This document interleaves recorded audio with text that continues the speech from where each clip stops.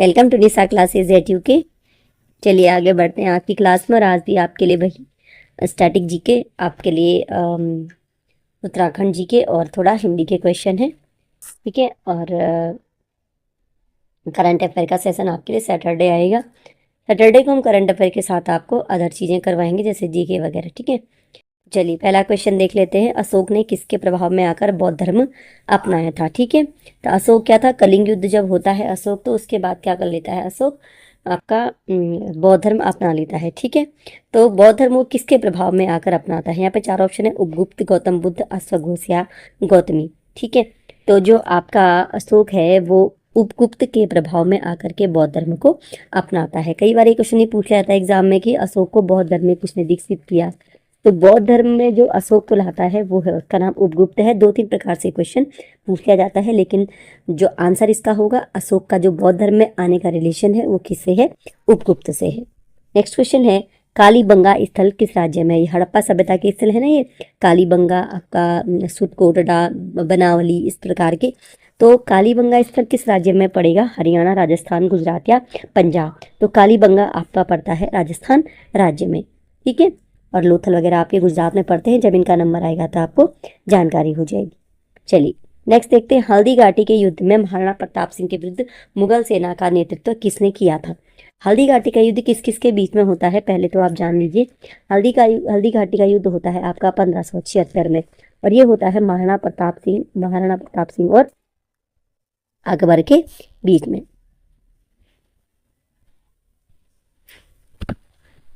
ठीक है। ये होता है 1576 में, ओके। और ये होता है अकबर और महाराणा प्रताप के बीच में, ठीक है। और हमें बताना है कि इसमें मुगल सेना का नेतृत्व कर कौन रहा था, ठीक है। 2-3 प्रकार के क्वेश्चन यहाँ पे बन जाएंगे। कब हुआ था, 1576 में हुआ था, किसके बीच में, अकबर और महाराणा प्रताप के बीच में हुआ था। लेकिन इसमें जो मुगल सेना का नेतृत्व कर रहा था ना, वो कौन कर रहा था। 4 ऑप्शन आपको यहाँ पे दिख रहे होंगे। तो लेकिन इसमें मुगल सेना का नेतृत्व अकबर नहीं कर रहा था, ठीक है। और इसमें जो मुगल सेना का नेतृत्व कर रहा था वो कर रहा था राजा मानसिंह, ठीक है। राजा मानसिंह कर रहे थे जब हल्दी घाटी का युद्ध होता है महाराणा प्रताप और मुगल सेना के बीच में, या महाराणा प्रताप और अकबर के बीच में। कब होता है, 1576 में होता है। नेक्स्ट है, 3 कठिया व्यवस्था का संबंध किससे है। 3 कठिया व्यवस्था का संबंध चंपारण आंदोलन, खेड़ा, एकाया, बारदोली आंदोलन। तो 3 कठिया व्यवस्था जो आपकी है इसका संबंध किससे होता है, आपके चंपारण आंदोलन से। और ये चंपारण कब है आपका, 1917 में, जब गांधी जी 1915 में दक्षिण अफ्रीका से भारत आते हैं। तो सबसे पहले गांधी जी का जो आंदोलन या सत्याग्रह शुरू होता है ये चंपारण का ही होता है। और ये किसके विरुद्ध होता है, किसान वहां पे इनको बुलाते हैं। 3 कठिया व्यवस्था जो अंग्रेजों ने चला रखी थी उसके विरुद्ध ये आंदोलन होता है, ठीक है। चलिए, एशिया महाद्वीप की सबसे लंबी नदी कौन सी है, वांगो, यांगसी, गंगा या ब्रह्मपुत्र। एशिया महाद्वीप की बात हो रही है, तो एशिया महाद्वीप की सबसे लंबी नदी हो जाती है यांगसी, ठीक। अगर आप पढ़ना चाहते हैं तो हमारे पास से कंटेंट अवेलेबल है हर महाद्वीप का अलग अलग, जिसमें से हर महाद्वीप का सबसे बड़ा देश, सबसे क्षेत्रफल से राज्य, उसमें पर्वत हैं, ज्वालामुखी हैं, उससे संबंधित वीडियो मेरे पे कंटेंट पड़ा हुआ है। अगर आप पढ़ना चाहते हैं तो आप मुझे कमेंट जरूर कीजिएगा। अलग अलग महाद्वीप की हमारे पास जो व्यवस्था है पढ़ाने की, आप हम जरूरत है तो आप हमें कमेंट करिए, हम आपको पढ़ा देंगे। अंडमान निकोबार द्वीप समूह की सबसे ऊंची चोटी कौन सी है, सैडल पीक, बैरन, एल्ब्रुस या ड्रैगन। तो कल मैंने आपको एक क्वेश्चन कराया था, तो बैरन द्वीप पर क्या है, अंडमान निकोबार द्वीप समूह का क्या है, एक सक्रिय ज्वालामुखी है जो भारत का भी सक्रिय ज्वालामुखी है। यहाँ पर क्वेश्चन क्या पूछा गया है, अंडमान निकोबार द्वीप समूह की सबसे ऊंची चोटी कौन सी है। सबसे ऊंची चोटी यहाँ पर है सैडल पीक। अंडमान निकोबार द्वीप समूह की सबसे ऊंची चोटी कौन सी है, सैडल पीक है। निम्नलिखित में से कौन सी एक अंतर्राष्ट्रीय सीमा रेखा नहीं है, ड्रेसडेन रेखा, डूरंड रेखा, मैगिनोट रेखा और तीसरी समांतर रेखा। तो यहाँ पर ऑप्शन नंबर डूरंड रेखा जो है कहाँ पे है, भारत और अफगानिस्तान के बीच में। मैगिनोट रेखा और तीसरी समांतर रेखा, ये सभी समांतर रेखाएं क्या है, सॉरी ये सभी रेखाएं क्या अंतर्राष्ट्रीय सीमा रेखा है। लेकिन इसमें ड्रेसडेन रेखा है, ये कोई भी अंतर्राष्ट्रीय सीमा रेखा नहीं है। डूरंड रेखा तो भारत से ही संबंधित है। साल किस प्रकार का वृक्ष है, उष्णकटिबंधीय सदाबहार, शुष्क पर्णपाती, उष्णकटिबंधीय अर्ध सदाबहार या आर्द्र पर्णपाती वन। तो साल आपका जो है ये शुष्क पर्णपाती वन में आ जाता है साल। बसंत विषु का समय कब होता है? 4 ऑप्शन है, 22 मार्च, 21 मार्च, 22 अप्रैल या 21 जून। 2 प्रकार के विषु होते हैं, एक बसंत विषु होता है, एक होता है हमारा शरद विषु। ठीक है, जो वसंत विषु होता है तो बसंत ऋतु सभी जानते होंगे मार्च अप्रैल के टाइम पे होती है, और जो आपका शरद विषु होता है ये सितंबर अक्टूबर के आसपास होता है। विषु कौन सा टाइम होता है? विषु वो टाइम होता है जब सूर्य की किरणें क्या होती है, विषुवत रेखा पर लंबवत होती है, ये टाइम होता है आपका विषु। इसको इक्विनॉक्स भी कहते हैं शायद। ठीक है, तो 2 विषु होते हैं, एक बसंत और एक शरद। ठीक, और 2 टाइम वो होता है जब क्या होता है, संक्रांति या अयनांत का टाइम होता है, वो अभी यहाँ पे क्वेश्चन मैंने पुट अप नहीं किया है। ठीक है, तो हमें बताना है बसंत विषु का समय कब होता है। बसंत विषु का समय यहाँ पर होता है आपके 21 मार्च को, और शरद विषु में आपको बता दूं शरद विषु का होता है 23 सितंबर को। ठीक है, 21 मार्च को क्या होता है, सूर्य की किरणें विषुवत रेखा पर लंबवत होती हैं, और 23 सितंबर को भी क्या होता है, सूर्य की किरणें विषुवत रेखा पर लंबवत होती हैं। ये है शरद विषु और ये है बसंत विषु। जरूर इन चीजों को ध्यान से रख लीजिएगा, एग्जाम में काम आती है। जेलेपला दर्रा कहाँ अवस्थित है? पंजाब, सिक्किम, कुमाऊं या कश्मीर? आपने बहुत सारे दर्रे पढ़े होंगे। ठीक है, और दर्रों से संबंधित एक क्लास भी मैंने आप लोगों को शायद प्रोवाइड करवाई थी, जब मैं लेक्चरर स्क्रीनिंग के लिए स्पेशली मैंने हिस्ट्री क्लास करवाई थी। हिस्ट्री के 200 क्वेश्चन मैंने लेक्चर स्क्रीनिंग के लिए करवाए थे। उसके बाद मैंने ज्योग्राफी स्टार्ट की थी, और रिस्पॉन्स अच्छा नहीं मिलने के कारण मैंने ज्योग्राफी वो क्लासेस अभी बंद करी हैं। कुछ टाइम जब लेक्चर स्क्रीनिंग का टाइम आएगा, नज़दीक आएगा, तो शायद तभी कोई पढ़ने में इंटरेस्ट लेता है, तभी इसको कंटिन्यू किया जाएगा। वहाँ पर मैंने सारे जो दर्रे अभी करंट में जिन दर्रों से क्वेश्चन पूछे जाते हैं, कम से कम मुझे लगता है 20 से 22 दर्रे मैंने वहाँ पे आपको करवाए हैं। चाहे तो आप प्लेलिस्ट में जाके देख सकते हैं। ठीक है, तो अभी जेलेपला दर्रा की बात हो रही है, तो जेलेपला दर्रा हमारा पड़ता है आपके सिक्किम हिमालय में। ठीक है, और एक और दर्रा है आपका नाथुला दर्रा, जहाँ भारत और चीन के बीच में जो है नाथुला दर्रा है। ठीक है, लोकसभा का अध्यक्ष किसको संबोधित लेख द्वारा अपना पद त्याग सकेगा?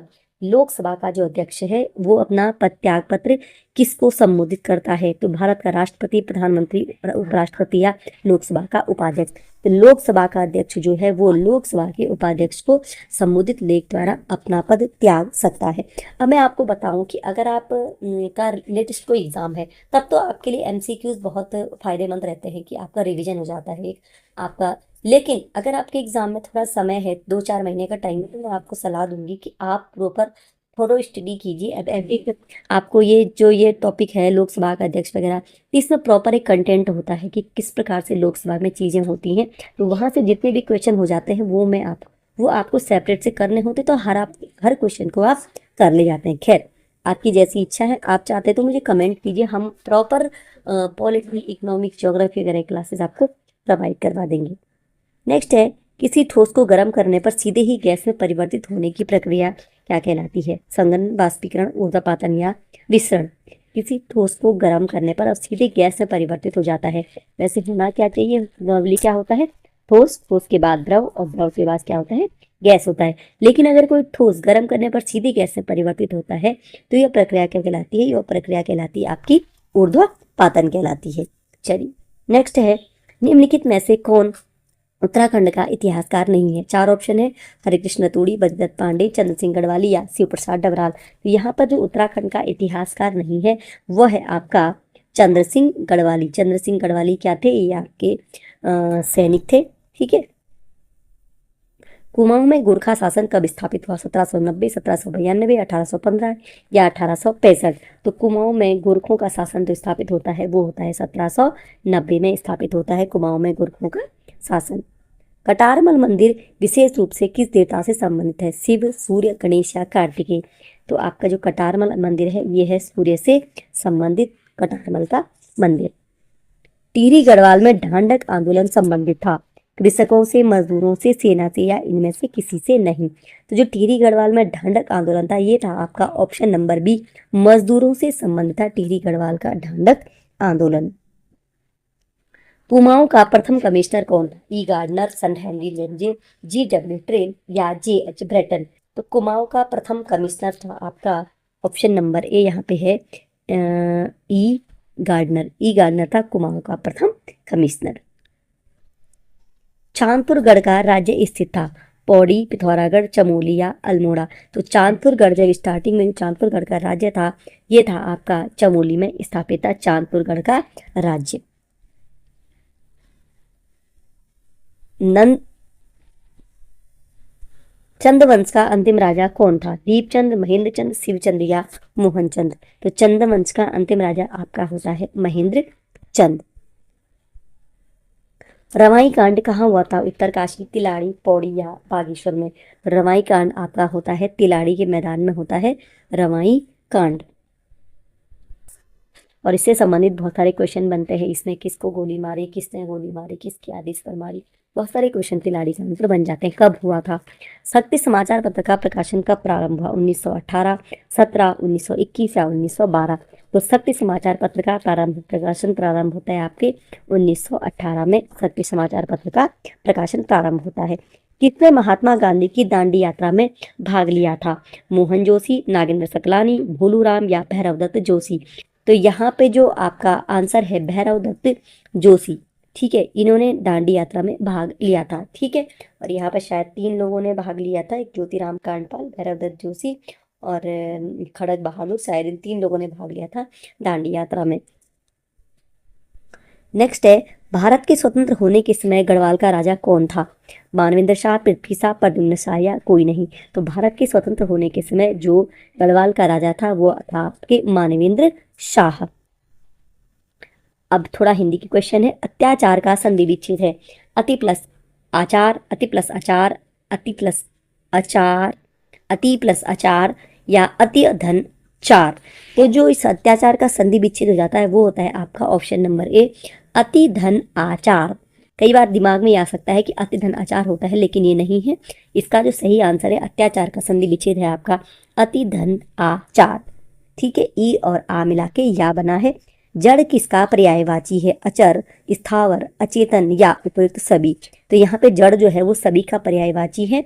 अचर, स्थावर, अचेतन ये सभी क्या है? जड़ के पर्यायवाची हैं। और आपने देखा होगा कि जड़ का जब विलोम पूछा जाता है तो जड़ का विलोम क्या पूछा जाता है आपका? चेतन। तो जड़ का चेतन जब विलोम चेतन हो जाता है तो जड़ का मतलब अचेतन होता है। यानी ये सभी क्या है आपके जड़ के पर्यायवाची हैं। अमृत का पर्यायवाची मधु, सस्य, अनंत या शहद। तो यहाँ पर आपका जो अमृत का पर्यायवाची है वो है आपका मधु। अमृत का पर्यायवाची यहाँ पे हो जाता है मधु। संध्या का पर्यायवाची दिनांत, गोधूली, दिवावसान या उपयुक्त सभी। तो दिनांत यानी दिन, दिनांत यानी दिन का अंत, गोधूली जो शाम का समय होता है और दिवावसान यानी दिन का अवसान यानी दिन जब समाप्त होता है। ये तीनों की तीनों क्या है आपके संध्या के पर्यायवाची होते हैं। यानी ऑप्शन नंबर डी यहाँ पे सही आंसर हो जाता है। चलिए, इसके बाद अवर का विलोम शब्द है प्रवर, विवर, नगर या सवर। तो अवर का विलोम शब्द हो जाता है प्रवर। अगर आप एग्जाम देते रहते तो आप जानते होंगे कि वैकेंसी आती है ना आपकी लोक सहायक से, प्रवर अधीनस्थ सेवा, अवर अधीनस्थ सेवा। तो अवर आपका लोअर होता है और प्रवर आपका अपर होता है, यानी अवर का विलोम होता है प्रवर। और नेक्स्ट है अर्जन का विलोम क्या है? सर्जन, गर्जन, व्ययन या विसर्जन। तो अर्जन का विलोम होता है आपका व्ययन। ठीक है, इसका सर्जन नहीं होता है, अर्जन का विलोम होता है व्ययन। ठीक है, तो ये छोटे छोटे क्वेश्चन ऐसे ना कई बार हम एग्जाम हॉल में जाके थोड़ा सा मिस माइंड हो जाते हैं, तो इनको थोड़े थोड़े करके देखते रहेंगे तो एग्जाम तक हम पूरे प्रिपेयर हो जाएंगे। चलिए मिलते हैं आपसे नेक्स्ट क्लास में।